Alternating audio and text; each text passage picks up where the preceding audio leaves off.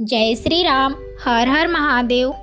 सावन का महीना भगवान शिव जी की भक्ति का महीना है और इसी सावन में आने वाली नाग पंचमी हमें एक बहुत सुंदर संदेश देती है।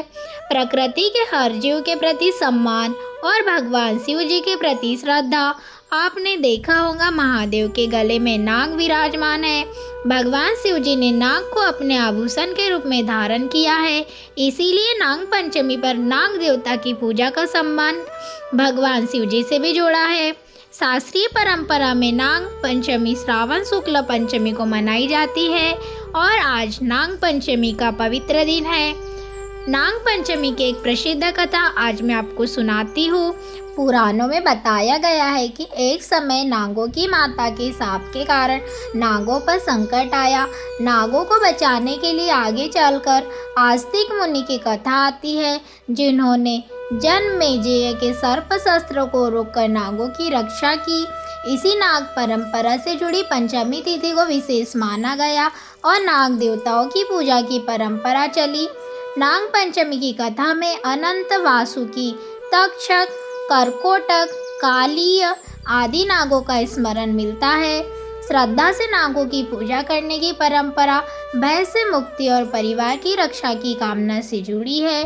लेकिन दोस्तों, यहाँ एक बात बहुत ज़रूरी है। नाग पंचमी का अर्थ असली सांप को पकड़ना या उसे परेशान करना बिल्कुल नहीं है। पूजा नाग देवता के प्रतीक, चित्र या प्रतिमा के सामने की जा सकती है। किसी जीवित सांप को दूध पिलाना उसके स्वास्थ्य के लिए उचित नहीं है। नाग पंचमी हमें यह भी सिखाती है कि जिस धरती पर हम रहते हैं वहाँ रहने वाले छोटे से छोटे जीव का भी सम्मान करना चाहिए। और जब आप नाग पंचमी के दिन महादेव के सामने बैठे तो हाथ जोड़कर कहिए, हे भोलेनाथ, जैसे आपने नागराज को अपने गले में स्थान दिया वैसे ही मेरे मन से भय दूर करके मुझे भक्ति प्रदान करे। मेरे परिवार पर अपनी कृपा बनाए रखना। हमने जाने अनजाने में किसी जीव को कष्ट हुआ हो या कष्ट दिया हो तो उसके लिए हमें क्षमा करना और हमें प्रकृति तथा हर जीव का सम्मान करने की बुद्धि देना।